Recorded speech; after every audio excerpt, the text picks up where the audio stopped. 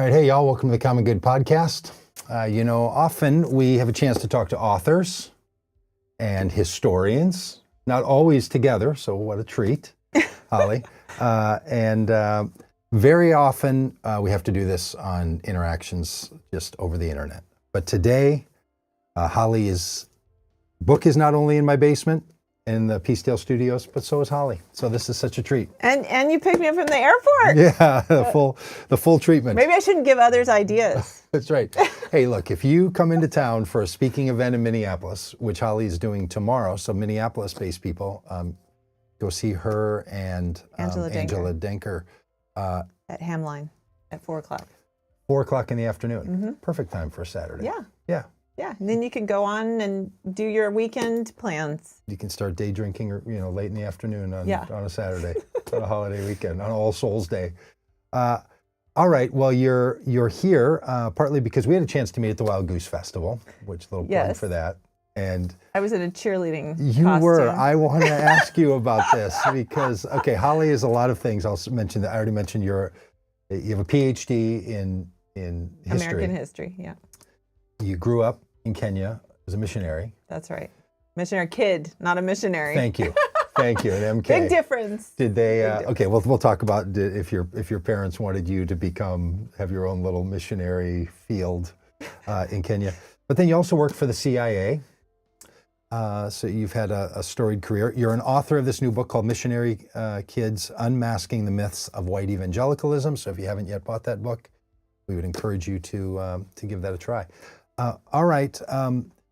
Talk a little bit about why you're in town and what you're going to say at the event tomorrow. What are you doing in this tour? Because I think that's a way for people to understand. My publisher is Broadleaf, and they are based here in Minneapolis. And Angela Denker, who folks probably already know her, she is a pastor, Lutheran pastor, and a journalist and an author here also in Minneapolis.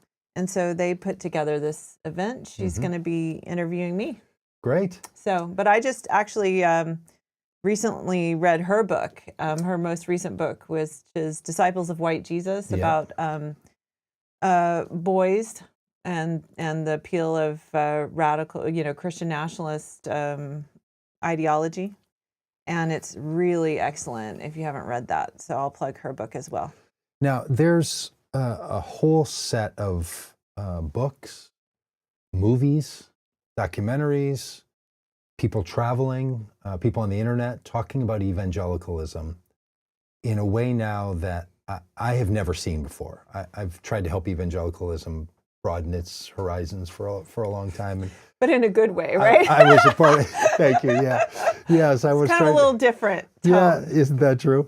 I was trying to make it be less exclusionary and better for the world and more engaged in human flourishing and all that. But boy, I'll tell you now, there's an entire generation of new authors and scholars and writers and practitioners of spirituality that are really talking about evangelicalism in a more direct way. Have you noticed that in your life? And does that feed into the subtitle of the book and the content of the book? You can't not notice it. I feel like. I mean, for me, one of the reasons I wanted to sort of jump into this area and write this book is because authors and books have been so important for me in my own spiritual journey. I feel like I'm kind of was on the front end of the wave, and if you want to call it, I kind of don't like the deconstruction label. Okay. But, talk about it though. But the whole faith evolution out of white evangelicalism, I sort of have been on. I started that journey around, in the late '90s and early 2000s, very quietly and sort of secretly. Yeah. As I was going through some personal turmoil, and the books. The authors and the books that came alongside me, Diana Butler Bass and Brian McLaren, Marcus Borg, a little later, Rachel Held Evans, Peter Enns, Rob Bell. Those books gave me such courage. Yeah. It was like, something's not sitting well with you, or it's just not working for you. Or it just, for me, I grew up in this staunch, deep my parents and then the school I went to, just like very, very white evangelical Christianity, very strict, very zealous, all of that thing. And I never felt like it I always had doubts. I always felt like I didn't really quite fit, but I was so terrified because I believed enough to believe that I was risking hell by doubting or maybe not quite fitting. Okay. And so these books and authors sort of came alongside me and gave me the courage and showed me like there's another whole, there's other forms of Christianity out there around the world, even in America, in history. So I think that's something that was definitely in my mind and heart as I have started writing in this space, is to kind of come alive, give them words for things that they're already feeling and thinking. For me, it was the MK community, just a lot of just things that hurts and things that didn't sit right and things that they sort of were squeamish about, but they couldn't quite put language to it. And I've heard from so many since this book is published that it was able to do that for them. And so I feel that that's kind of that's really a deep honor for me. But I think the interest has really picked up, obviously, in the last 10 years. Yeah. Because, and not only amongst white evangelicals themselves and the sort of ex-evangelical community, but for the broader community. Because, I mean, I always say to people, like, why are you always hating on white evangelicals? I'm like, well, I would love it if I could just leave them alone and like they do their thing and I do my thing. But when you have 80% propelling an authoritarian movement that is undermining our democracy, that affects all of us living here. And so we all have to at least be somewhat knowledgeable and conversant, I think, with what's going on. And we all need to, address this, I feel like. For people who are in your world, the term MK, Missionary Kids, and PK, Pastor Kid, that's code. Like, people who know what that is sort of let you know what world they're from. That's right. I didn't grow up in religion, but I went to a religious college and I started meeting missionary kids, and they would say, oh, I'm an MK. And there was a whole meaning behind that. And I always found the missionary kids that now are in college among the most interesting. Terribly interesting. That I met, because they did have they had a particular vantage point on religion, like their parents were really in, because they're living in another country for that particular work. But they also didn't see themselves as just American. There was this cross-cultural, and I always felt like the cross-cultural component made these people a little more enlivened in some ways that I found interesting. Was that just the crowd that I was running around with? No, I think that's fair. I think that's true. I mean, of course, there's a variety of spectrum of people. Even in the interviews I did over 80 long, in-depth interviews with MKs. And there's everyone from like hardcore atheists to people that are still very much in the white evangelical frame. And then there are I know some MKs who would be all the way into the MAGA version of Christianity, although I don't know many like that, honestly. A few. And I think there's their sort of devotion to America. Like, I grew up very proud to be an American, and but it was more the idea of America versus the place and the culture, That's why in this moment I feel like I'm so energized is the wrong word, because I'm also just heartbroken. But I'm realizing how much faith I have had in democracy and America as the beacon of democracy. And I grew up having that sense as well. I grew up in a nation that was struggling to become a democracy. And then towards the end, during the Cold War, unfortunately, the U.S., of course, enabled their dictator because he was pro-American and anti-Soviet. This is in Kenya. In Kenya, Daniel Arap Moi. But by the time I graduated high school, the Cold War had ended, and then the American pressure on him to democratize began. And so they had their first multi-party election the year I graduated high school, as in no small part as a result of pressure from the United States, because he had been a client of the United States in the Cold War era, and then it's ended, and it's like, hey, buddy, party's over. And the United States had an attitude then that they wanted to see nations to become more democratized. Absolutely. I don't think that's the case any longer. I don't think that's the stance of the United States of America currently. Not currently, but when I worked for the CIA, that was one of the, I've gotten on some questions over the last few days at some speaking engagements I've done about just like, you're sort of critiquing the missionary imperialist mindset here, but then you worked for the CIA, and it's like, well, in the era I worked for the CIA, American policy in Africa was, the American interest in Africa was not incongruent with the best, supporting democracy. It was in the best interest of Africa as well. And that was important to me. When I went to work there, I did it not just out of love and service it was in service to democracy. And I felt that the U.S. government during the years, and I served, under 4 presidents. So what years were you at the CIA? 2006 until December. So, and, other than Donald Trump, I served under Donald Trump his first term, but the other 3 of them, U.S. policy in Africa there was the counterterrorism thing, but even that could be connected to security, democracy, stability, economic growth, because the terrorism in Africa is so devastating for Africans. Mali has now just, as of this week, been fully taken over by Al-Qaeda. Oh, is that right? And there was a time around 2010 that Mali was on a very good path to democracy, and now that's been destroyed. So even the counterterrorism stuff, which, there's some uncomfortable tactics used, they drones, et cetera, et cetera. But I felt like the goal, at least in Africa, was, and in strong partnership with African partners as well, that the interests were the same. So I've really come to realize how much my faith and my identity is not so much in like the culture of America or the place or the sort of like the way Christian nationalists talk about America. I can't identify it, because to me the whole thing is the idea of America and the liberal democracy, and as an idea. There's an attitude that some people have that if their religion they grew up with didn't serve them very well, they really just need to leave it.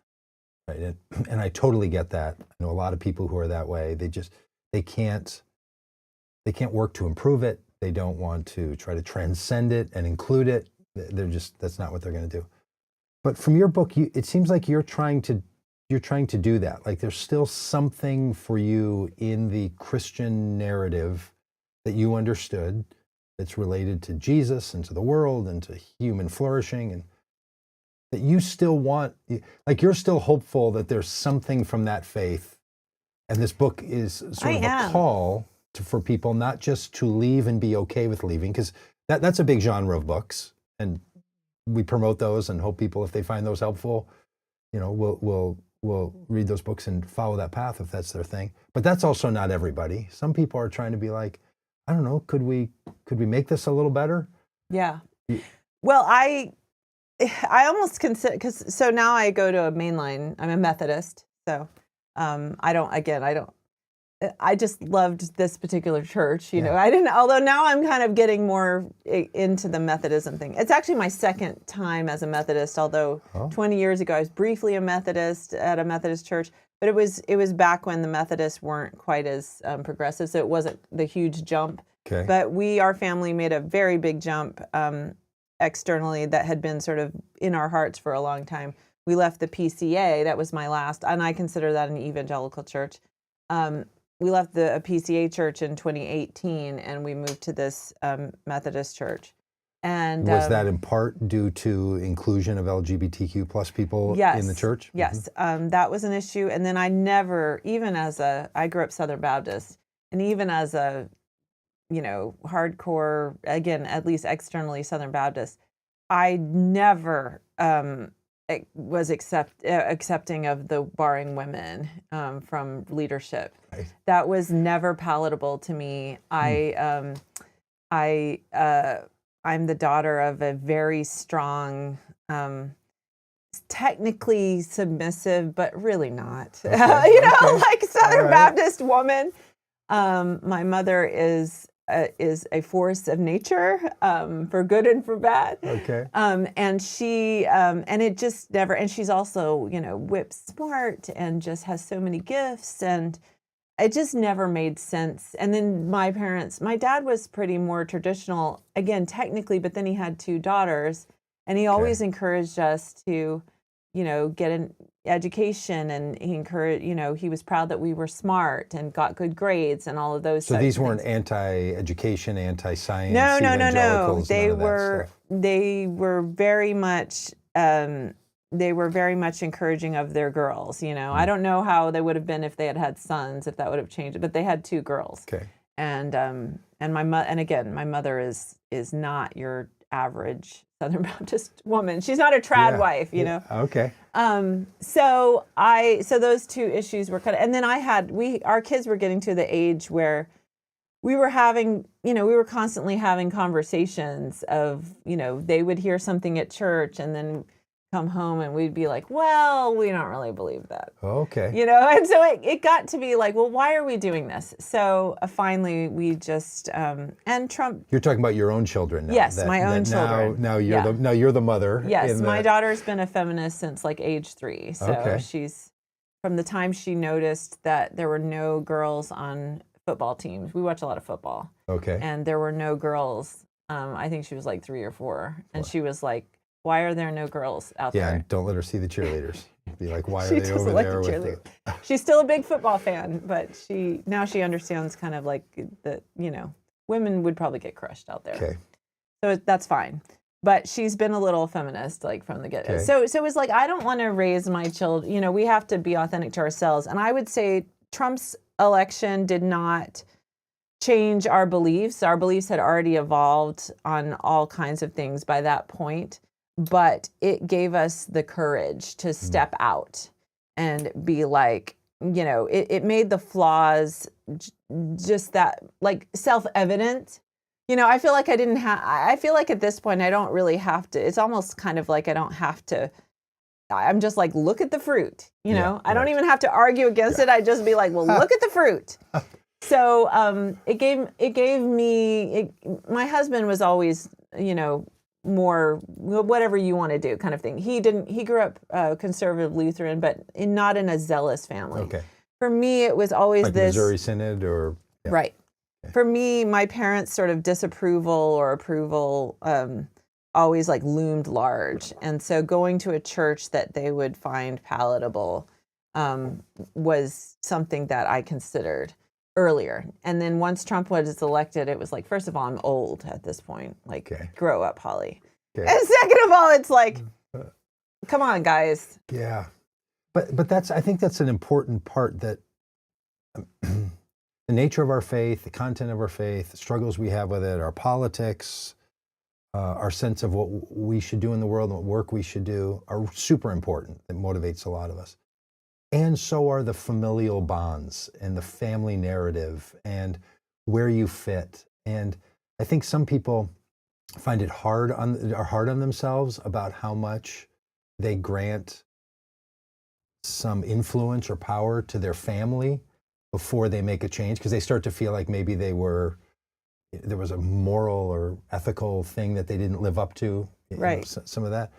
But most of us are more... Ultimately, we want to belong and want to be a part of a community, and our families, for many people, are an important part of that. So rejecting your family is that's not an easy thing for people to do. Yeah. And it takes people a little bit, and they don't want to fight about everything all the time. Right. Do you feel that there's just...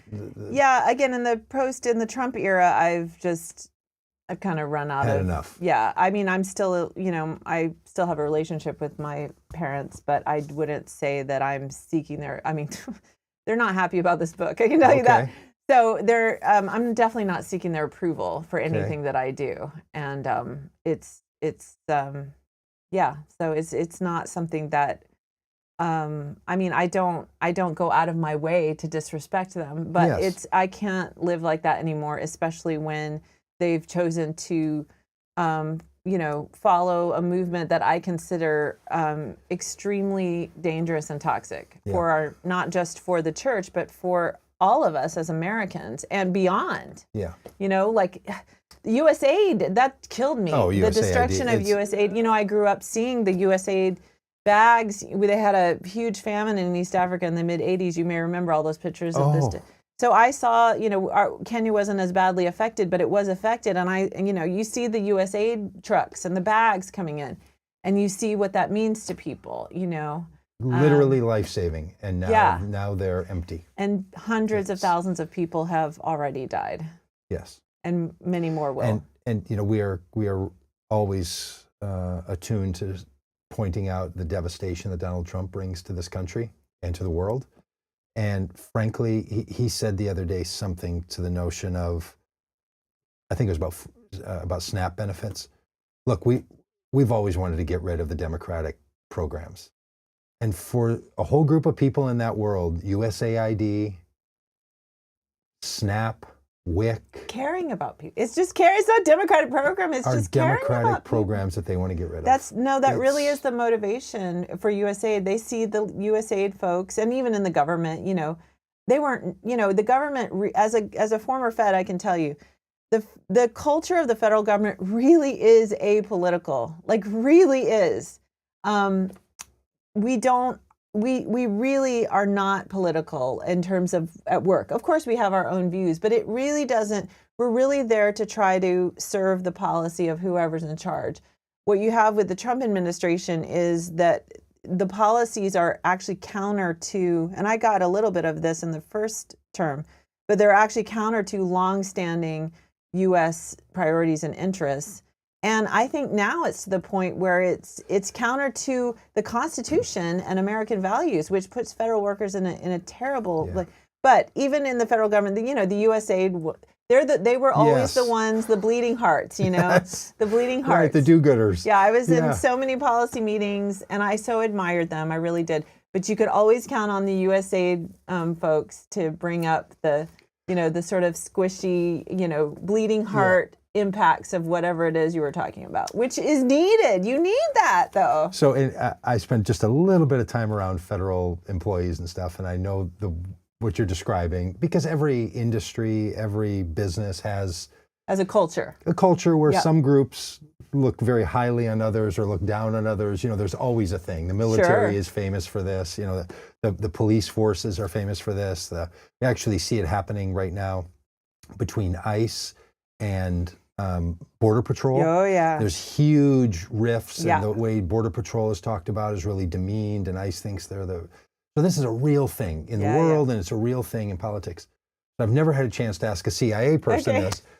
How do people think of the CIA? Like if you're in the room, what are people like? Oh, we got the spooks, or we've got the. How do they talk about CIA? I know how we think of ourselves. We're pretty.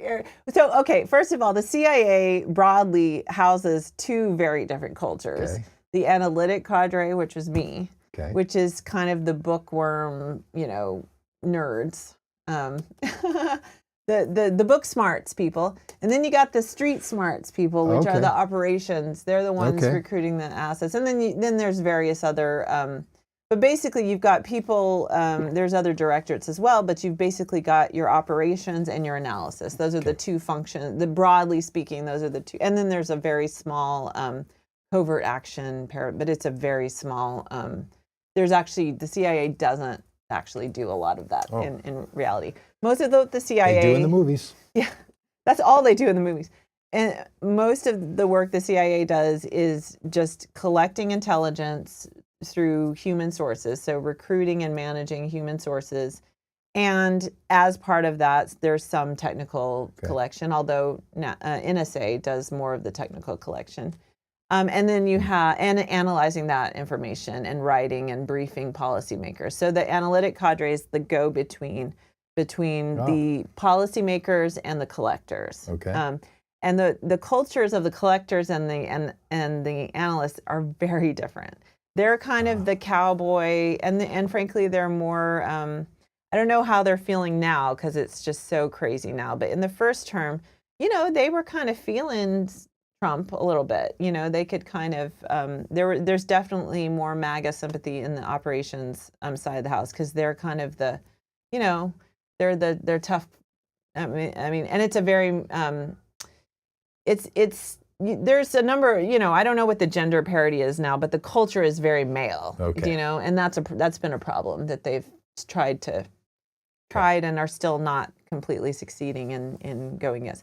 The analytic side of the house is, the book nerds, the people that will raise, they're pretty sort of academic-y, we sit around and talk about the language we use in our analysis to see if it's like, we're always, rooting out anything that's racially tinged, like that kind of thing. Sure. But in a good way, like not in an over the top way.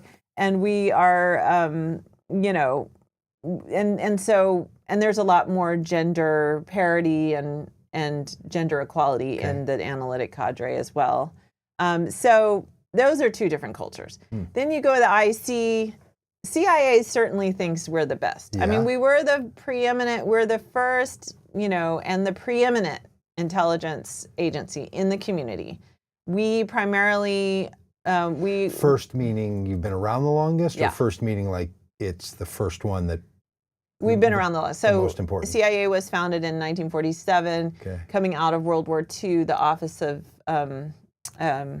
OSS, Office of Security and anyway, I don't remember what that means. But it was the intelligence, really World War II, there was not really a national intelligence service until World War II. Okay. And then intelligence played a huge role. I mean, there was intelligence in other respects, but not on that level. And then actually the British really helped the Americans pioneer our own intelligence service. In World War II. So then coming out of World War II to make it permanent, that was the CIA. Okay. And then, there's many other intelligence agencies now and components of other agencies that devote to intelligence. But we have, we're the elite. Okay. That's I don't know what they think of us, but we are the elite. And from the analytics side, we're the ones that write most of the president's daily brief. There's a book every day that goes to the president, and the current president isn't that interested in it, but most presidents are that go. It's like I think it depends on the day, but it's maybe like 7 articles a day that are heavily scrutinized and curated and all of that. So our CIA analysts, write most of that. Did you ever write anything in the presidential meeting? All the time. When you were writing them during the first Trump administration, did it change your feeling knowing that he said things like, I'm not going to read that, or why would we trust those people, or they don't know, I know better? Like, did that get in your head? I mean, you just, no. Now it's having a bigger impact of what I've heard. Again, I'm not there anymore, so. In the first term, especially working on Africa, it was more benign neglect. Okay. It was more pernicious interference on issues like Russia. That was a big one because, he is functionally kind of an asset of Russia. I don't think he's actually recruited because I don't think that they would want to manage him. He's a disaster, but he was a volunteer, not a recruit. They definitely manipulate him, and he's definitely been very useful to their agenda. And so that's a counterintelligence risk, and to have the president of the United States be a counterintelligence risk is like unprecedented, to say the least. And then to be realected is just it's mind blowing. Do you miss that world? Do you miss being in the CIA? I can't say that I do. I was kind of done, and it was a great experience, and I made a lot. Some of my best friends are from that period, but it was when you just know that it's time to move on to something else.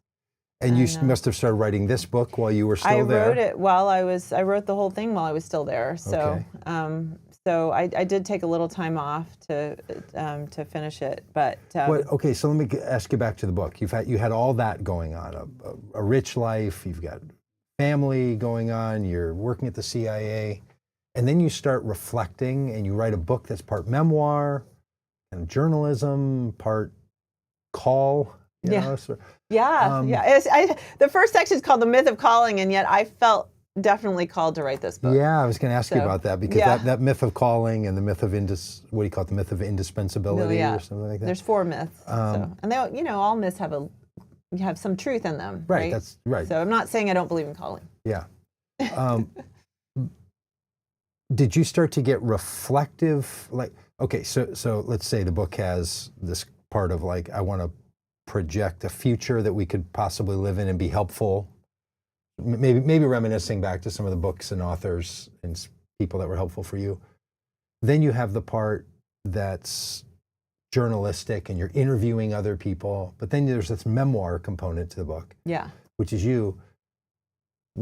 Where did it start, do you think? Do you think it started with that, like? It started with memoir. I wrote a full memoir, actually. I didn't publish it. Okay.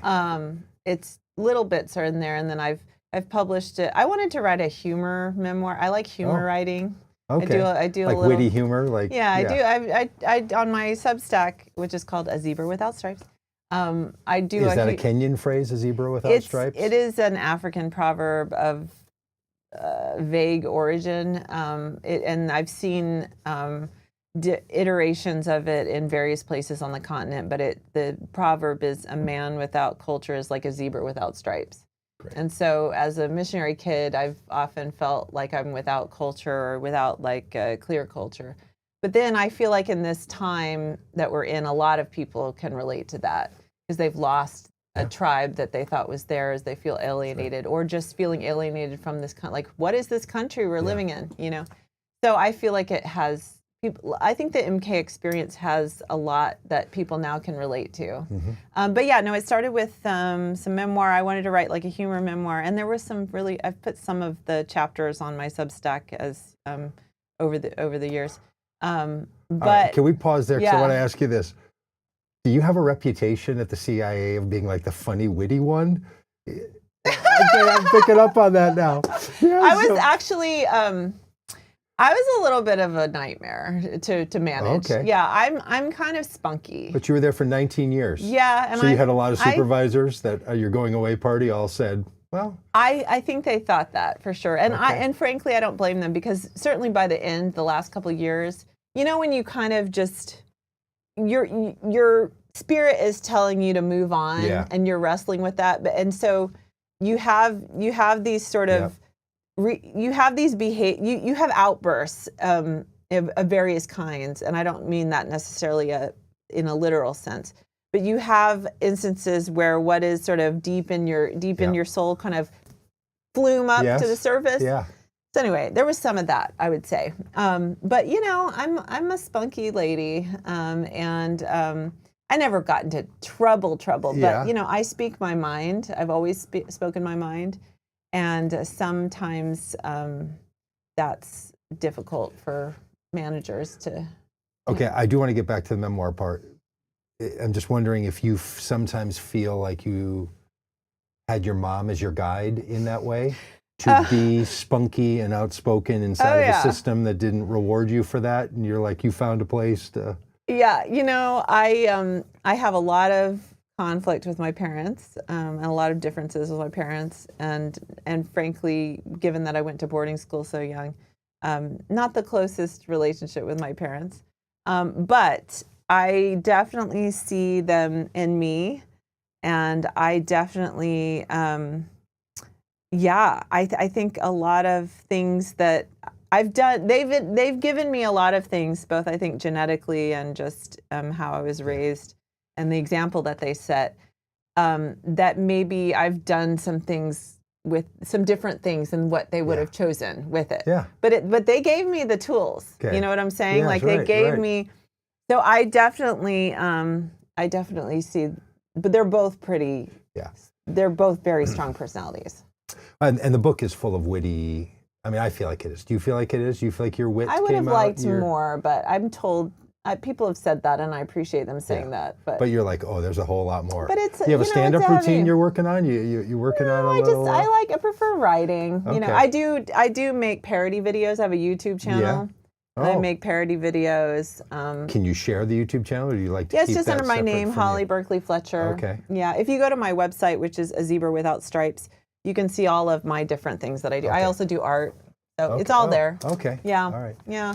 Okay, so it's part memoir, and then you wanted to be journalistic, or did you feel like the book demanded that you broaden the experience of what a missionary kid was experiencing as a lens into where we are now? Yes. Which I think is what you're doing with those interviews.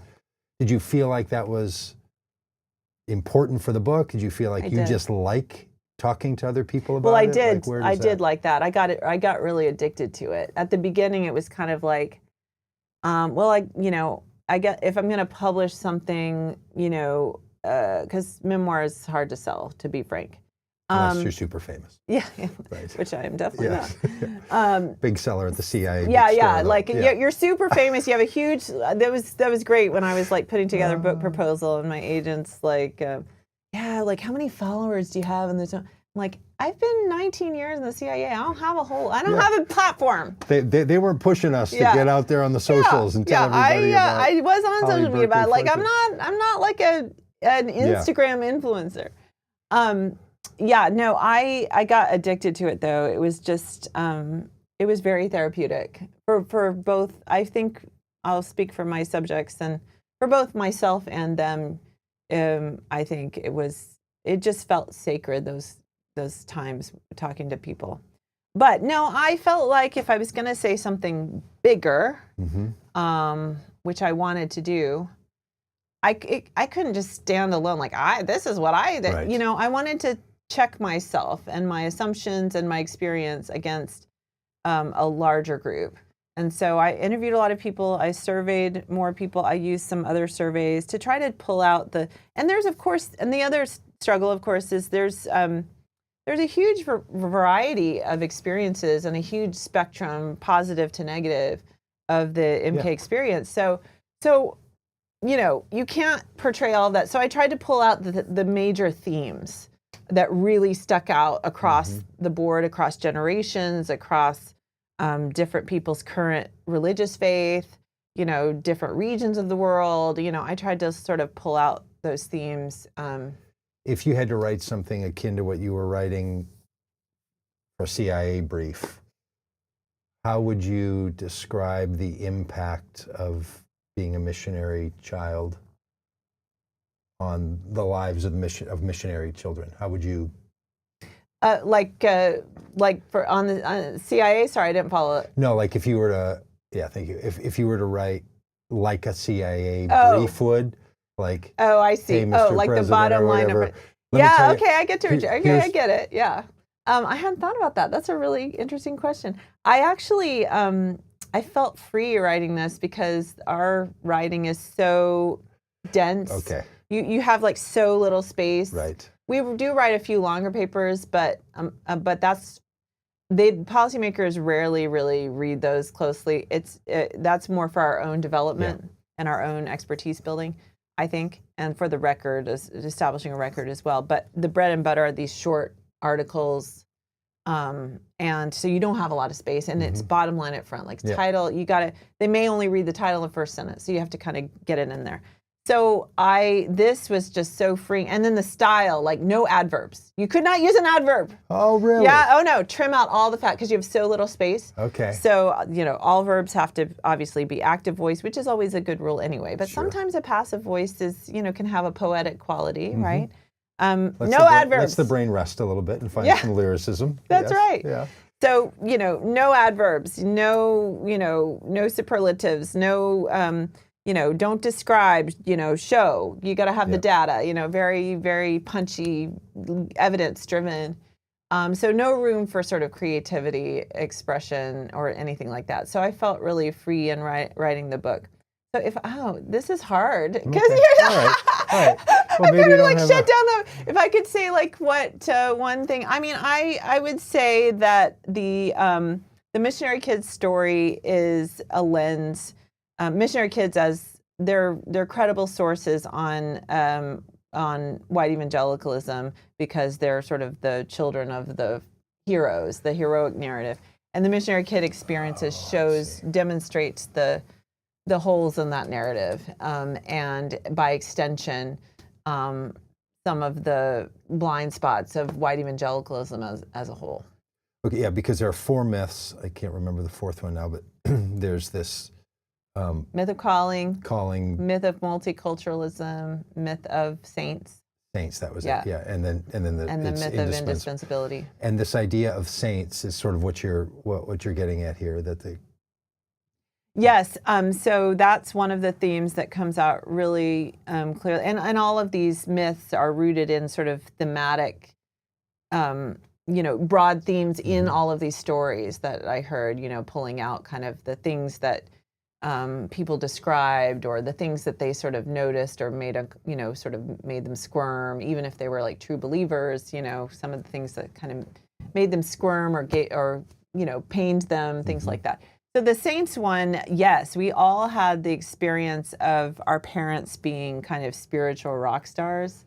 I grew up in the Southern Baptist world, and for the Southern Baptist, it is extreme. I would say missions is definitely an idol. Overseas missions is an idol for the Southern, and has been from day one, because they started specifically to appoint slaveholders as missionaries, and so that 1845. They wanted to send Yes, they and were they missionaries to the slaves, or they wanted to send them to They sent them to nation? Africa and other countries to non-white people. Yeah, and after the Civil War, they continued to do that as they're again reestablishing racial oppression in other forms.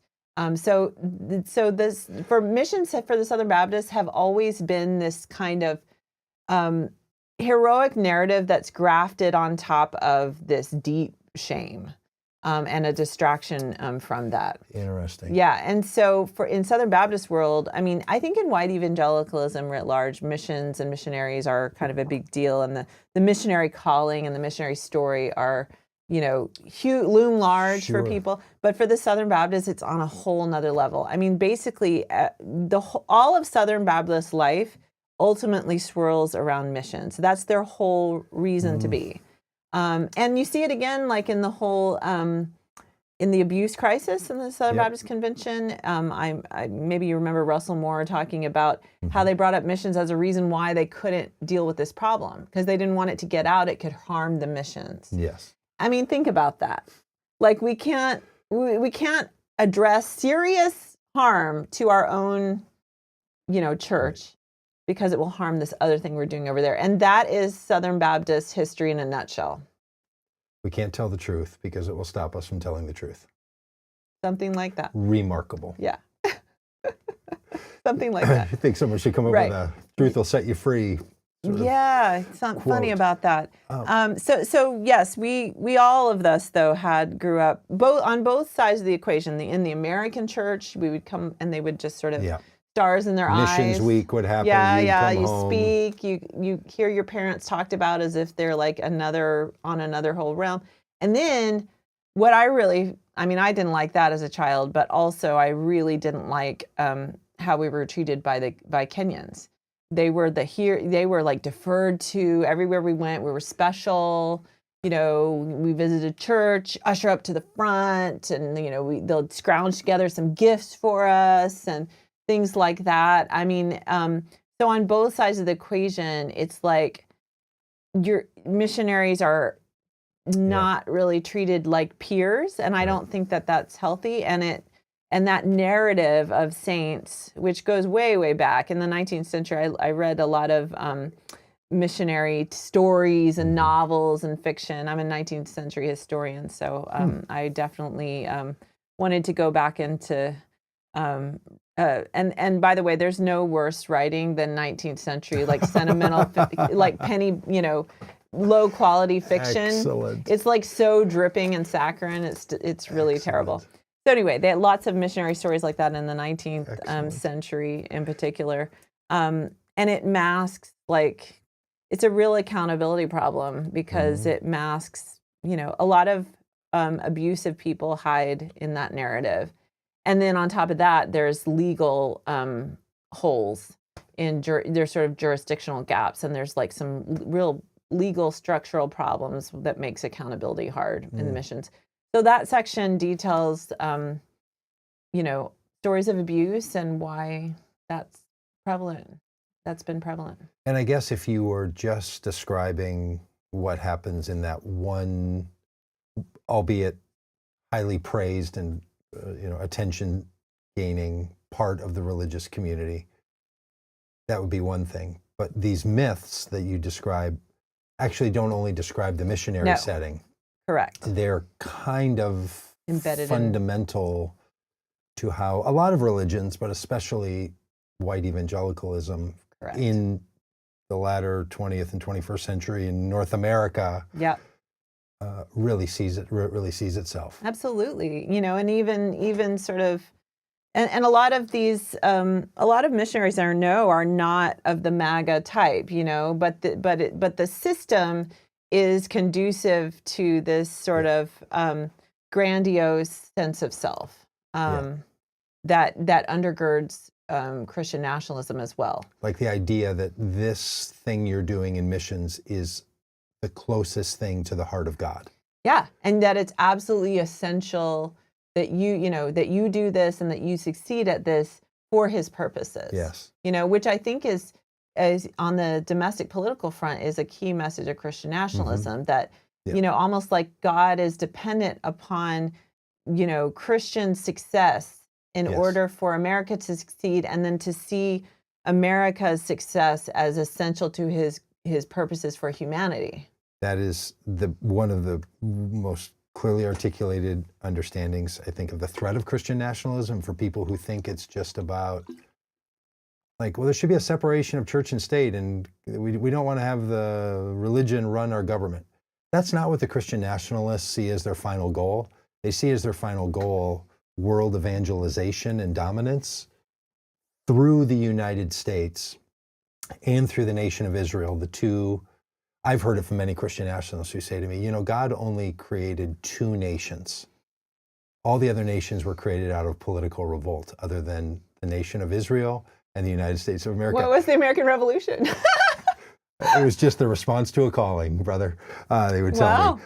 Okay. So this is, that is essential. And in a lot of ways, the missionary mindset is what fuels that.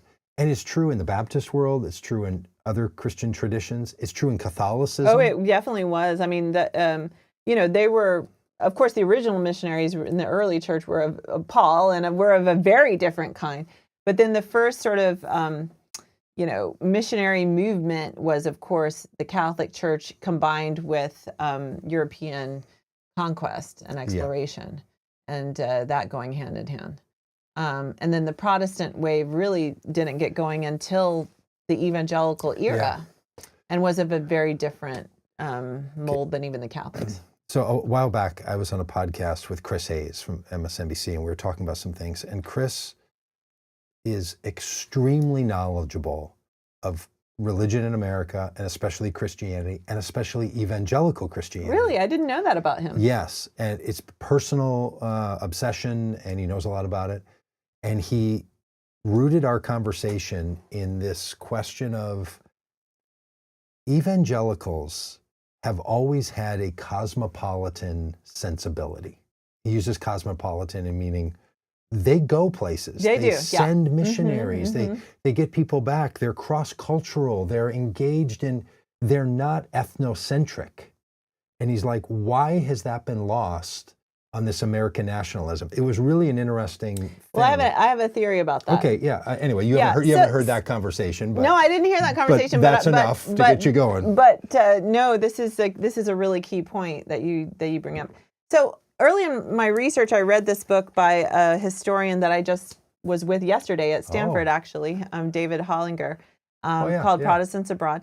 And he's studying missionaries in the late 19th and 20th century. And his thesis was like, these people actually were major conduits of teaching Americans about culture, not just American Christians, and then many of their children like went into, positions of influence and whatever.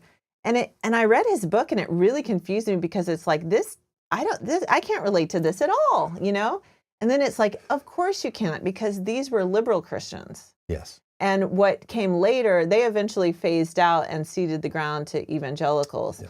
And so we were actually talking about this yesterday at the event that we had at Stanford. And, I really think that when you have a rigid theology, that limits the amount of inputs from other things, from other cultures, from other experiences, from even your own life and your own experience, because everything has to go through that filter, versus a more liberal framework that, like the Methodists, for instance. One thing I like about the Methodists is the whole quadrilateral thing, where it's not just, it's scripture, and you interpret scripture according to history and tradition and experience, and what's the other one? Community, I think. Anyway, it's like you're bringing, God speaks through all different things, and it's the whole package of human experience, versus like this literal interpretation of this ancient text. Of course, it's always interpreted, and that there's a lot of culture that goes into that, but they don't really acknowledge that. And everything has to be shoved into that box, right? So that really limits a lot of things. It limits the extent of multiculturalism, because if whatever cultural influence doesn't fit within that theological framework, then that's it. Yep. It limits the continuing need for control in these sort of global partnerships. It limits the amount of learning the actual people who go and do.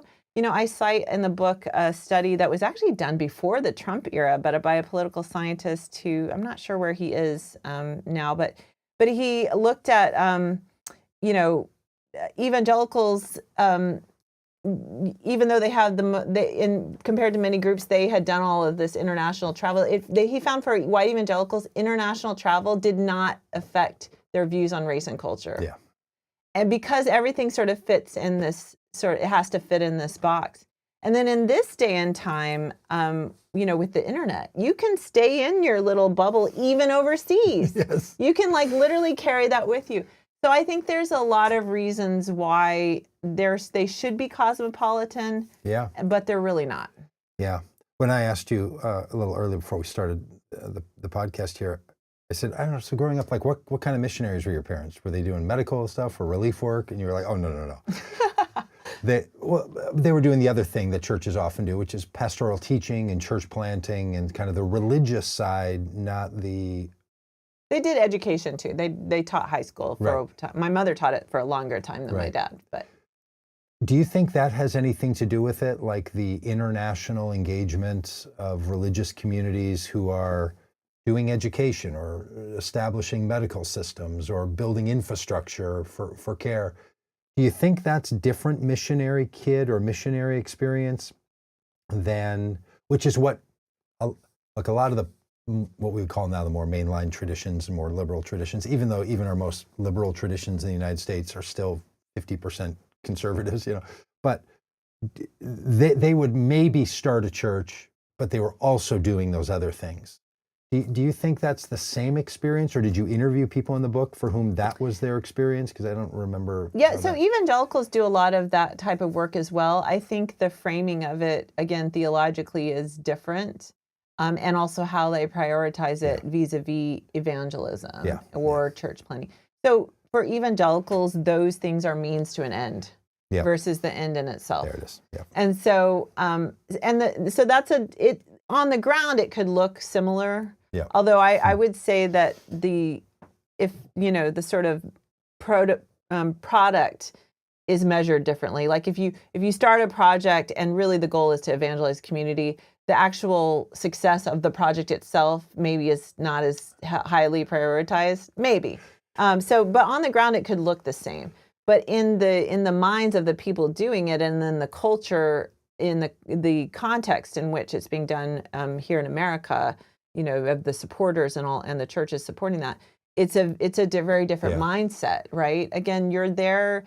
I think, evangelicals are very convinced that they've got the answers. They have everything. They have all the answers. There's an inherent superiority, whether or not they sort of acknowledge that or not. You're arriving with this inherent, superiority. Like, we have something you don't have that you need. Let us tell you how you're wrong. I mean, that's kind of it, right? Yeah. And I think that even if, and I know many evangelicals who work very hard at sort of being humble and humbling, but it's always there and running in the background. So if you can't conceive of, like, you could be wrong, and by the way, I mean, this is the thing that kind of blows my mind. White evangelicalism has been wrong, like so wrong, like catastrophically wrong. Pretty good at being wrong. On many occasions. Yep. And it's really baffling to me how they could continue on in this sense of, like, we're the ones that are right. Yeah, about the most important things. Yeah. When it's like, that's the historical record does not speak well for you, friends. Yeah. Yeah. That is, boy, there was something right there about that. When I first got into Christianity, the group that I was in with, and the missions people, were really into the 1040 window. Oh, yeah, that's a big thing. Okay, so that's this area that they said was unreached. Unreached. And so it was like a lot of conversation about reaching the unreached people's groups. And I don't know, there were lists of them somewhere. The Joshua Project. There it is. They enumerate all the different people groups. And when you, as I did, because I wasn't raised in this stuff, had no family heritage in it, I was just sort of like, what are we talking about? Yeah. When you push into it, you're like, oh, this is finishing the to-do list so that something else will come. And then we would argue theologically about what the something else was. Can Jesus come back before everybody's reached or not? And then it gets into eschatology and all of that kind of business. So it was always layered religiously, even with some task accomplishment. Did you sense that deeply, and do you think that's still, because I feel like the evangelical Christians now that are part of MAGA Christianity and the Christian nationalist thing, and that are hot and heavy on that particular aspect, they really feel like we're coming to the close here. Yeah, they do. Like they've been talking about the end of times or whatever for a long time, and they're like, this is it. And there's a lot of people who support Donald Trump because they think no matter what else, there's something bigger going on, and he's rounding us. He's helping us round third, and we're heading home here. Heading home. Yeah, definitely. So the whole 1040 window really got going in like the 90s, and has, and it's not. I think has had some. It's had some positive and some negative influence in the missions world. On the positive side, I think, for instance, the Southern Baptists, it was in the 1990s that they started sort of pulling out of or reapportioning their personnel and resources. Like, for instance, Sub-Saharan Africa, you do not need any more. They are so devout. Yeah. I mean, they are like they're not even Christian, just evangelical Christian. Yet there's still a lot of missionaries there, by the way. Because, I mean, especially in Kenya, everybody wants to live in Kenya. It's a really nice country. Yeah. So there's a lot of missionaries in Kenya. In fact, you might be leading I lead safaris. A so safari that's also there on my website. in June, if you want to go to Kenya with me, you can find it on my website. Little plug there. But yeah. So they started handing over, and that entailed handing over control to sort of national conventions, which should have been a long time in coming. You mean from U.S. centric to? But that's a Southern Baptist. Not all groups have done that by any means, and I would say most groups haven't done that. Yeah. If you but a lot of the 1040 window stuff is it's more talk than action, because if you look at the data on where missionaries go. The majority of missionaries of all kinds, Americans make up about a little less than half now, but are still the number one mission sending country. The other big ones are Korea, Brazil. Those are big ones. And then some African, Philippines, things like that. Some other African nations do some of that. But Brazil and Korea are the big powerhouses behind America. So, but if you look at where missionaries go, including Korean, Brazilian missionaries, they're still going to countries that are Christian primarily.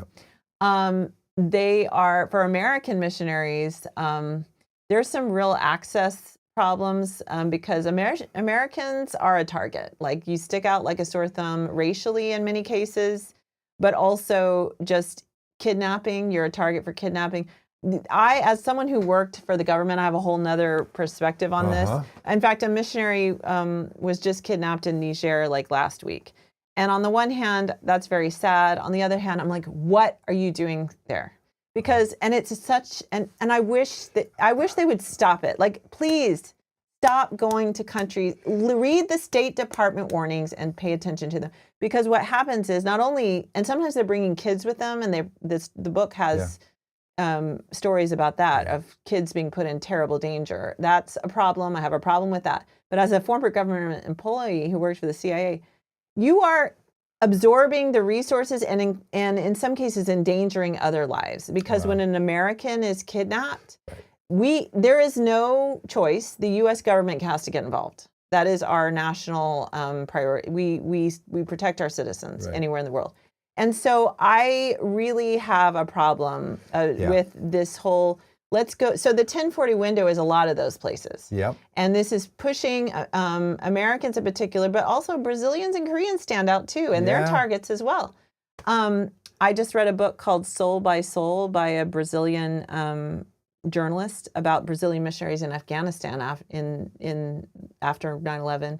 That is harrowing. Again, they had children with them. And it's like, why are you doing this? Are those, I mean, my experience with Koreans tend to be that they're very conservative, often Presbyterian. Are the Koreans and Brazilians in these places also conservative the way that the evangelical missionaries maybe are? not in the exact way, but certainly they are white evangelical proteges. I mean, they were the two of the big original mission fields, Brazil. Yeah, they're paying it forward. Yeah, they're paying it forward, exactly. Often in partnership and under the umbrella of American evangelicals as well. So the Southern Baptists I know they have a lot of Brazilian and Korean missionaries that they actually send out under their umbrella, and that work with American missionaries, for instance. So, so the 1040 window, on the one hand, has sometimes empowered indigenous Christians, small I indigenous Christians in places that really don't need missionaries, but in other cases has pushed missionaries into places that they really should not be because it's too dangerous, frankly. Yeah, but there's something in that missionary culture that, for some of the risk takers, that makes that even more attractive, right? If you go to a place where and that gets the point of like the motivations behind missions, which of course for all of us human beings, there is a blend of motivations. My motivations in writing this book are, I can't claim that it was a purely altruistic enterprise. There's ego in this, right? You were dreaming of this podcast one day, and you were just going through that next level edit. You were thinking maybe the Common Good podcast. That's right. That's absolutely right. Actually, it was. I wanted to get on these big, I had these podcasts that I had listened to, and I was like, wouldn't it be awesome to get on these podcasts? There's ego in that. But but I can admit that there's ego in that. I think missionaries don't really recognize the ego in what they're doing. Oh, interesting. There's it attracts a fair number of narcissists, which I certainly saw this growing out, which can play out in some very horrible ways. There's definitely some, I'm just rereading after many years. I read it last 20 years ago, the Poisonwood Bible. Yes. Yeah. That was instrumental in my wife's life, that book. And mine. Yeah, absolutely. That book was the first time I really was like, my upbringing was kind of screwed up. So I'm rereading that. It takes a lot of us a while to dawn on that. And it's like the dad, it's clear that he's, first of all, the other thing I think that book that I missed the first time when I read it, that I'm really picking up on now, but with some maturity and with some age behind me, is that the dad was basically working out of his own woundedness. He was healing himself by avoiding himself and plunging himself into this heroic narrative. And I've clearly seen that on the mission field. Yeah. You probably see it in pastoral ministry. I do. Well. And with a lot of missionary, I know people that run missionary boards, and I just know that they're always weeding out people that are running from something, people that have some pain that they're dealing. People are complicated. And the kind of person that says, I will move to another nation and raise money to, like, all the things that go into all of this. A certain kind of person. Oh, it is. And when you start, looking at the profile, I guess if a CIA profiler were to look at this, be like, oh, here's what here's the vulnerabilities in the classic missionary. There's a very different. There's some different types, and one of the types is definitely the narcissist. Yeah. And then tangential to that, often, because narcissists are usually they create this grandiose personality to hide from something they don't want to deal with. So related to that, and sort of tangential to that, are the sort of wounded people. Yeah. And then, of course, there's very healthy, well-adjusted, altruistic people. Yeah, because people are complicated. They are. All right. How about a little hope from the book? Because that's a big part of it. When you don't want to take somebody through the whole dive, and you just want to say, here's where I think religion could be a positive force in our world. Yeah. That's in here? Yeah. Well, honestly, I think that the missionary story, and the American missionary story in particular, speaks to the need for the American church to be humbled. And I think good things, when that happens, I think that's happening now, frankly. Yeah. I think a lot of things are dying. There's an element of the American church that's definitely inflated their sort of grandiosity. But for a lot of American Christians, even if they're not, maybe they're somewhat 1 foot into the MAGA, but there's some disquiet there. I think it's humbling to see what American Christianity is producing. Mm-hmm. And I think, of course, we've had previous chapters of this where we should have been humbled and weren't. But I think that, combined with, religion is in decline in America. There's across the board. There's no question about that. And I think that's, for something to be born, something else has to die first, right? And so I think the sort of transition of the missionary story away from the American hero model is it's really good for the American church, which deeply needs to be humbled. And then I think it's empowering for global Christians who really need to, I think, will grow in their faith away from with less American influence, and we'll see what they can do with things. So, do you have time for one more question about a previous time in your life? Of course. Because Heather Cox Richardson will not come on my podcast. Oh, really? I've never asked her. Oh, well, you should. Yeah, it can't hurt but to ask. But that's why. Because I've never asked her. That's my theory. Is it can't hurt to ask. So we have a scholar of 19th. Yeah, century. I read her. So my mind is kind of blown by Heather Cox Richardson's trajectory, because I read her stuff in the 1990s, and she was just your average boring history professor. And now she's like history professor as a rock star. Yes, still might be. She's just, her topic is on fire. Yeah. I think it's the way the public health people felt in 2020. Also, we're just doing public health, and now we're... But she also wasn't necessarily, she was a 19th century kind of socialist historian. It wasn't even directly connected. She wasn't talking now. She wasn't really authoritarianism or, that kind of thing. So anyway, it's interesting. But I'm a fan. She has found her footing. But we don't need her here, because we have another 3 named person, Holly Berkley Fletcher. I'm not as good a historian as she is. But you can be today. What's the thing you and the people who've done the work you've done know that feeds into what we're all experiencing now that we might not access so easily? Well, I tell you what, it's not just my career in American history, which was, relatively brief. I've spent way longer as an intelligence intelligence analyst than I did as an academic American historian. But both of them combined, the story of America. And then, as I've studied many, struggling African, democracies, either developing democracies or countries in autocracy, it's strong institutions do not grow on trees. Okay. And you cannot, basically, strong institutions derive from trust in within a society, but then trust in, everybody there's sort of a collective action component where enough people in a society agree to play by the rules, certain rules of the game. We're all going to play this game, and these are the rules, and there's a collective action that requires a lot of trust in each other, and to build institutions which then perform the function of mediating between different interests in society.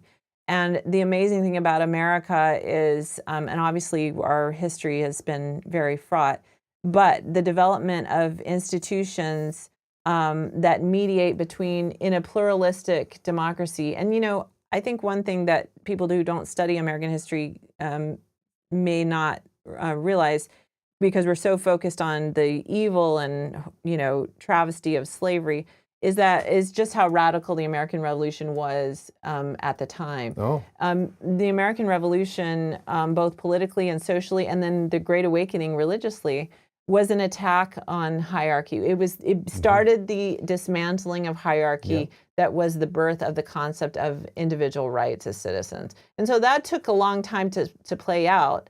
But that was what it started, right? And then the building of institutions in order to not just guarantee the majority wins, but to protect minority elements. And at the beginning, it was just between white men of different kinds, but then that spun out into more and more things. And so institutions, the building of these institutions in order to protect individuals' rights, minority rights, and to mediate between people of very different interests in society, is the basis of liberal democracy. And what I see, the miracle of America is this: we sort of stumbled into this system, and scrabbled together enough trust to build, start building this system.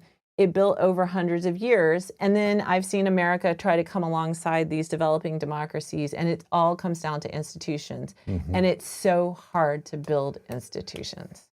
And so when I see us as a nation squandering those and wrecking those institutions at will, it is incredible. This is not an uplifting message. I'm sorry, but to me it strikes at, both as a historian, it upsets me, and then as someone who knows Africa very well and who desperately wants liberal democracy to take deeper root in Africa, because that will lead to to human thriving. It's the only system we've discovered that leads to human thriving. It is very, very distressing, I have to say. I'm sure you could name the people in the 19th century, early 20th century who were opposed to the institutionalization of a nation. I'm sure there were people.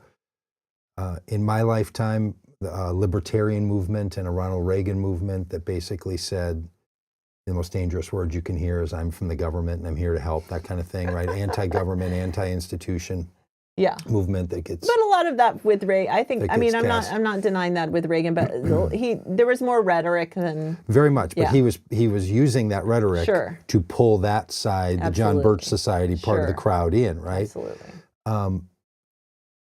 We have just almost ceded the ground to that idea in this country, and no politician that I know of currently or in a very long time has spoken about the need to create institutions in order to allow people to thrive in freedom.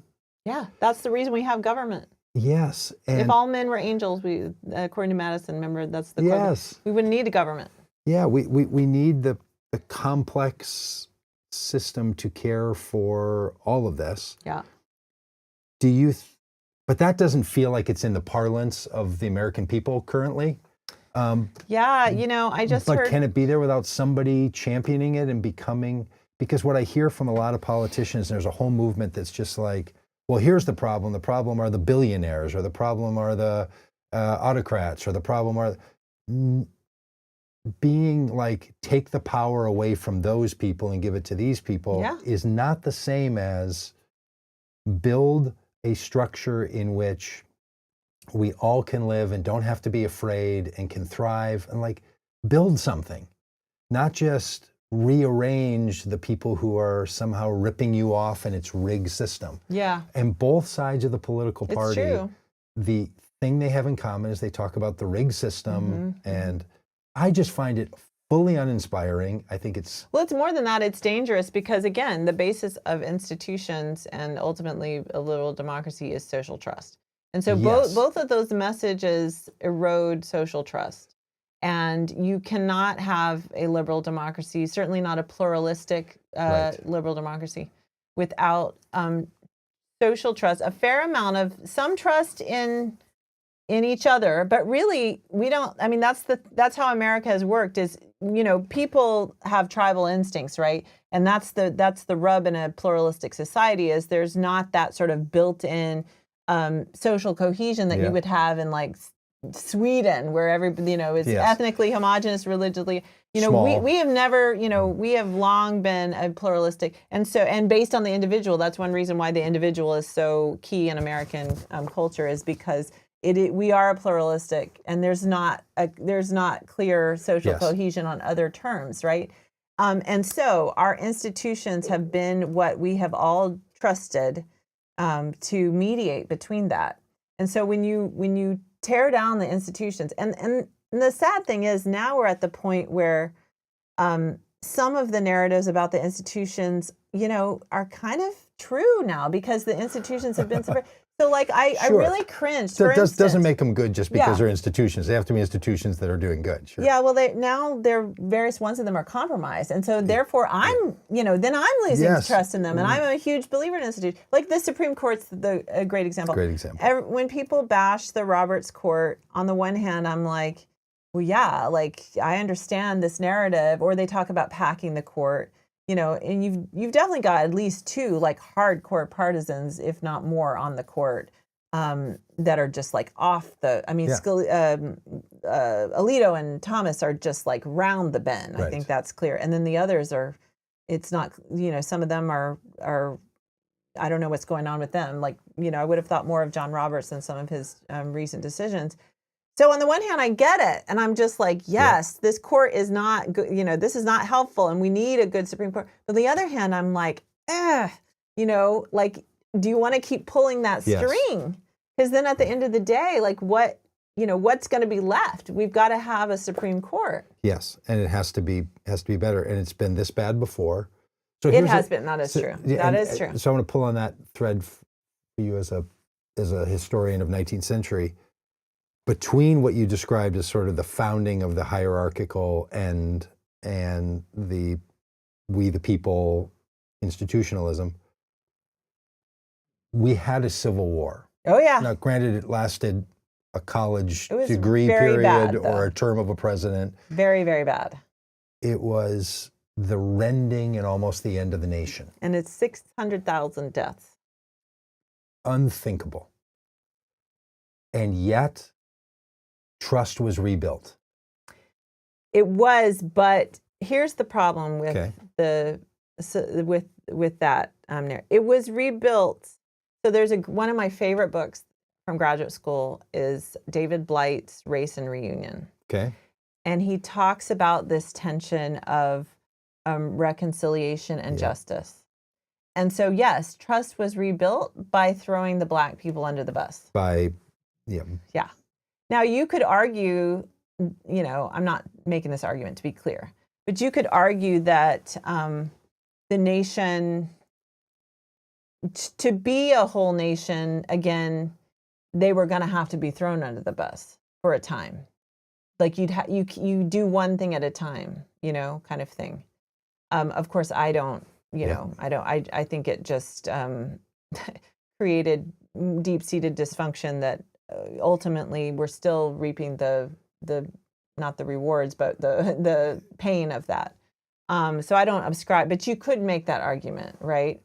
But you know, I see this around the world. In Africa, it's a big issue. This whole peacemaking because conflict and ethnic conflict in particular is so rife. And how do you sort of rebuild after conflict? It's a huge issue in Africa.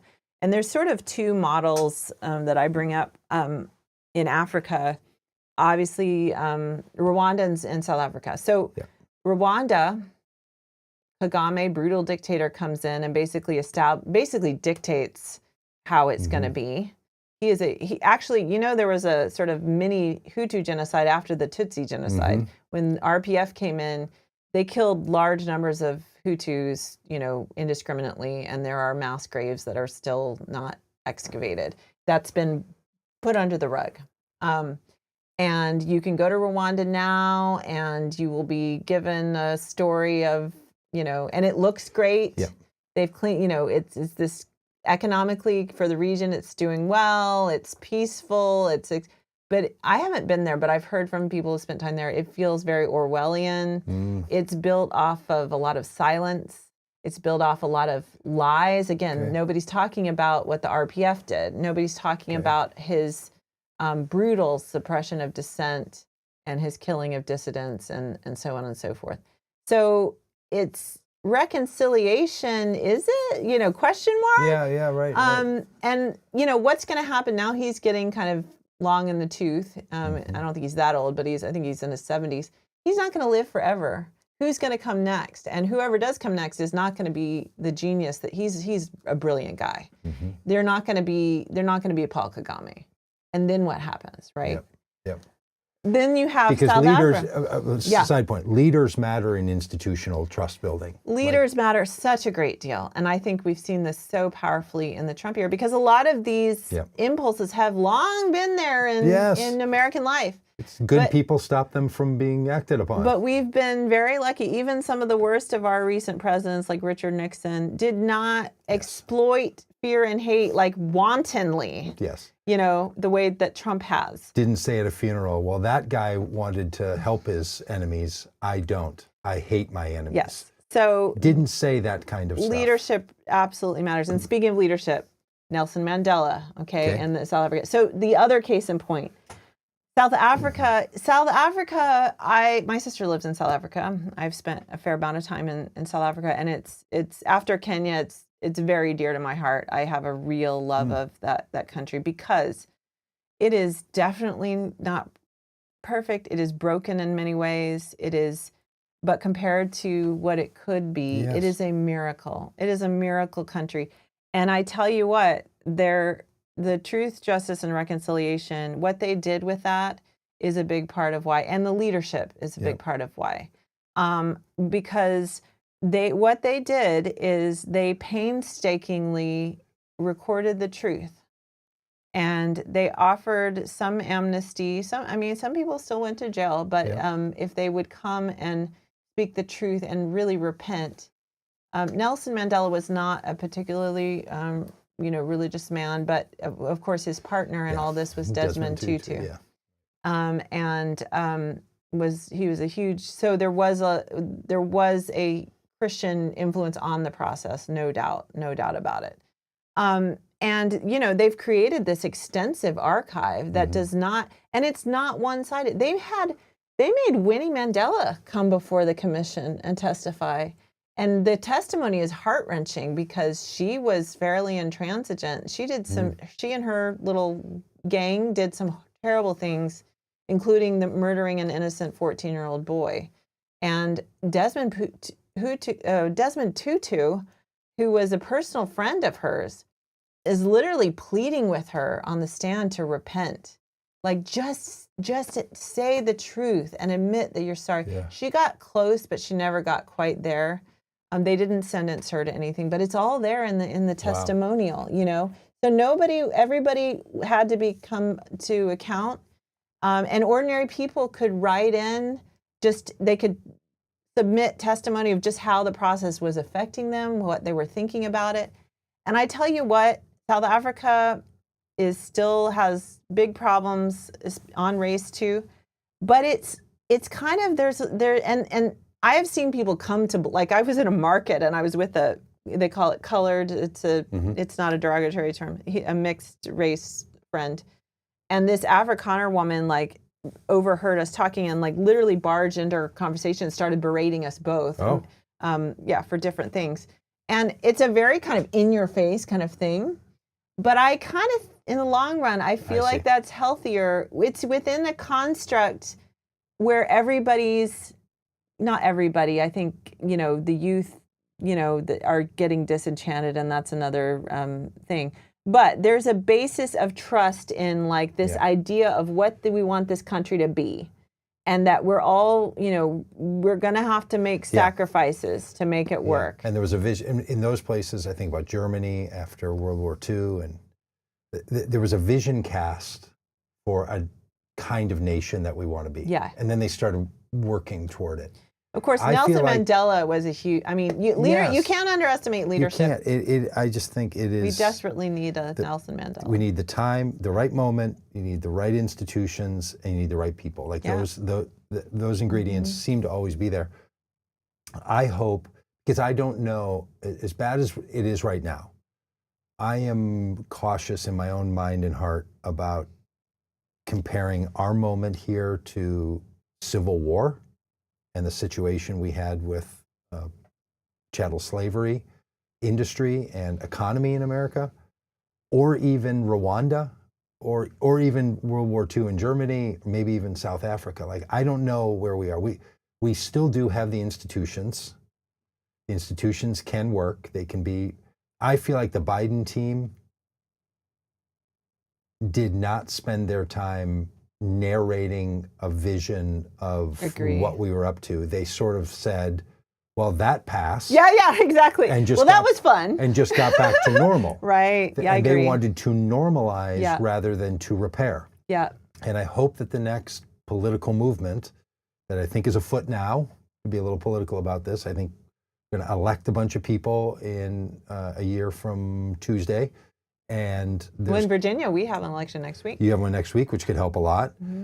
And, something's, but there is a missing narrative, it seems to me, that I bet as a historian you feel. Yeah, and we need a new, white Christians need a new Christian narrative. Absolutely. I think the black church, and, we were talking earlier, there's some issues there as well, but historically, the black church has had a narrative, an inspiring gospel-centered narrative that is, inclusive and uplifting and all of those good things that, Jesus' teachings are. But white Christians need, they're not going to, they need it to be in white form. I hate to say that. Yeah, no, I think. But I grew up being told like, they're Christians, but, Yeah, and dominant religions in any society, religion functions differently than minority religion. Yeah, that's true. So wherever that's inevitable. It plays a different role. Yes.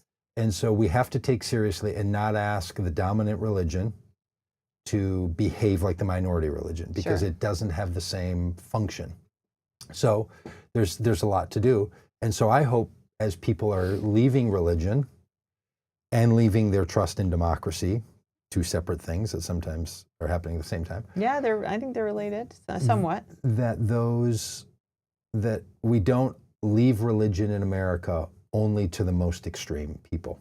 Yeah. Because if we let the squatters take over, the history of the United States is still tied to dominant religious narratives. Yeah. We may have less people who have religious narrative as their personal identity, but it runs deep in this country. And we have we're talking 60, 72, 90 months, maybe 120 months, 10 years. It's going to make a huge difference in the life of this country. We're not going to be post-religion in the next 120 months.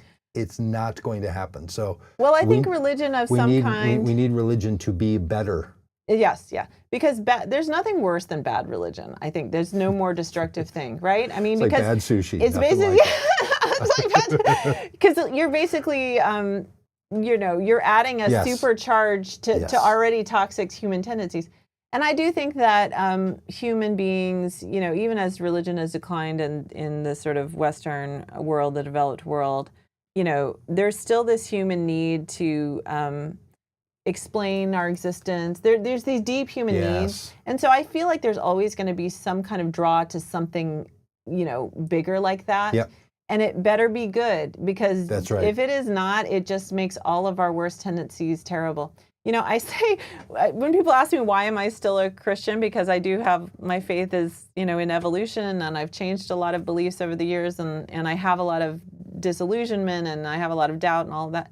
But I said, well, to be honest, like there's a small amount of spite in that. Like, it's like, Oh, well, yeah. damn it, they can't have this. Yes. It's like a little kid. Oh, 100%. And they don't really care about that doll, but then this other little kid comes and takes their doll, and they're Yeah. like, then they Yeah. become like beast It's mode. not yours. Like, Yeah. that's murder. So that's I think that's like, totally it. you can't have that. Yes. So there's some spite involved in why I'm still a Christian, and why and I feel like I need to be part of this reimagining Yeah. of whatever white Christianity is going to be. Yeah, I think that's why I like you so much. Hey, do you do personality inventories of yourself? Do you do that kind of stuff? I'm a big Myers-Briggs. Okay. I haven't gotten into the Enneagram. You haven't done Enneagram? So I've taken something. I don't think it explains me that well. Okay. Whereas the Myers-Briggs like totally nails me. You're what? Do you want to take an it? INTJ? Do you want? Is that your guess? Or an ISTJ? An I, really? I don't think you are. So in the Myers-Briggs, for people that don't know, it's extrovert or introvert is Yeah. the question. It's a sensor or intuitive. Yeah. And it's a judger or perceiver. Yeah. And then it's Well, a it's thinker or a feeler. Yeah, thinker, feeler, and then judge or perceiver. So the thinker, feeler's the. Yeah, no, I'm an ENFJ. ENFJ. I'm very strong on the first two. Actually, ENF, very strong. And then the J is, Yeah. I'm kind of a disorganized J. Yeah. Or like I'm an aspirational J. Yeah. You can J function. Yeah, Some it's moments. not. It's not. But you don't know your pretty. Myers-Briggs. I'm No. sorry. You don't know your No, Enneagram. I don't. Do you have any theories? Uh, Look, it what just- is the deal with progressive Christians and the Enneagram? Because people are obsessed with it, and it's like, Well- is that like when you become a progressive Christian, do you get like an Enneagram like orientation or Yeah, something? Because I haven't gotten that yet. Yeah, I could send you through a quick orientation this afternoon to get you your full bona fides now that you're at a Methodist church. And they have the wings, the different wings. Yeah, no, don't know. I think it's because the spiritual side of the Enneagram, the Enneagram narrative likes to root itself back to what's even called the 7 deadly sins. In fact, there used to be I didn't know that. There used to be 9. Fascinating. Like the 9 types of the Enneagram. Yeah. And the deadly sins were not terrible things you would do. They were the struggles that humanity has. What are the 9 struggles? Okay. And we all struggle with all 9 of them. Yeah. But there's a besetting one. There's one that sits in The thorn in the flesh kind of thing. in each type. So the 7 deadly struggles, the 7 things that. But then people in the Enneagram are like, but actually it's that deepest struggle you have that serves to save you. Your struggle. Well, didn't Paul said that? That's very Pauline. Your struggle is your savior. So this is the part of the reason So why Paul is people, the author of the Enneagram. Apostle Paul. I think he, along with a lot of the other spiritual mystics. Look, if you take the Apostle Paul as a spiritual mystic and not as a letter-writing authoritarian, it changes the whole ball. Really? Oh man. Do you have a book on that? I don't. But I Maybe have you lots of thoughts over a Leinenkugel about that. Yeah. But other people have written a bunch about it. But anyway, that's why people are into it, and it's just okay. one I of didn't those know that. ways. I didn't You know know, I that. feel like the Myers-Briggs is like if you look at a couch, the Myers-Briggs measures the width. Mm-hmm. The Enneagram maybe measures the depth of the cushions. Okay. The disc, whatever, measures the height. Something else measures the color. You know, they're all just describing a different thing, a different aspect of you. So they're not in competition. They're not better than each other. But some people are like, I just need to make sure that couch isn't too deep because I've got short legs. And if I sit back at the cushion, my legs are dangling. And somebody else is like, I just need that couch to be long enough. So we pick a likable personality. Well, I mean, I think all of these are, none of them are like nailed, but they're all tools of self-discovery and awareness, Yes. which is important. They tell The you other something one I else. like, I can't remember the name of it, but it basically takes the 10 personality disorders, that reminds me of the 7. Oh. But it takes the 10 personality disorders and you get a score on each one. So the theory of it is that, and this one, whatever it is, the name I can't remember, is actually really preferred by actual psychologists and social scientists versus like they hate the Myers-Briggs kind of thing. Yeah. But it's basically a theory is that, personality disorder is a spectrum, and we're all on some element of the spectrum of everyone, and so you can have a score on each of the personality disorders. Oh yeah. And it's not so like MMP. dramatic is like a mild form of like histrionic, whatever. Yeah, great. Okay. I like but I that. love all that stuff. All right, one more for anybody. If anybody's listening or watching this long, they are deep insiders. Okay. So we always are like at the end. You need to get out. You need to go take a walk. All the people that had something better to do, they started doing something better half an hour ago. Well, sorry for the. Do you know Ken Wilber? Do you know that name? Oh, how do I know that name? I feel Spiral dynamics would be the psychological personality thing. It sounds familiar, but I can't put my finger on it. He's a philosopher, non-religious theologian type, currently alive, lives in Colorado. But anyway, his thing is called spiral dynamics. It uses colors. Green, blue, orange, red. It's super. You might. I've done like so many because the CIA is like any corporation is like obsessed with like team building. Sure, and all that. Oh so I've had DISC. I forget my. Well, that's the best thing about Myers-Briggs, isn't it? Is when you get together, we did Myers-Briggs. You get all the. You get paired up, and you're like, you look at the other people with the other, and you're like, are you kidding me? Yeah. You would make a decision. I have lots of Myers-Briggs theories. Yeah, we did one of those one time with a group, and I think. What's your Myers-Briggs? I'm an ENTP. Okay. And I think we were in with the ENs or something, or the Ns maybe together. I can't remember. But we were in two groups, and we were given a weekend with an unlimited budget to do anything we wanted and to have any like a team building experience to do anything we want, no cost limits, do whatever you want, go. We came back with flying on the shuttle with Abraham Lincoln, Jesus. Oh, you can resurrect people? Well, we did because our group was Imaginative. Sky's the limit. If we can do anything we want. Sky's not the limit. Space the limit. The other group, we did this here with a group in Minnesota. The other group decided to go to Brainerd, Minnesota, which is 2 hours away, and they were going to rent a coach bus so no one had to drive. Were they all S's? Like that was their thing. I think they were the S's. Yeah, the S's. And that was their God thing. love them. That they were like, and when they heard ours, they were like, that's so ridiculous. You can't have a dead person. Like, and we were like, we had one chance to make up something for fun.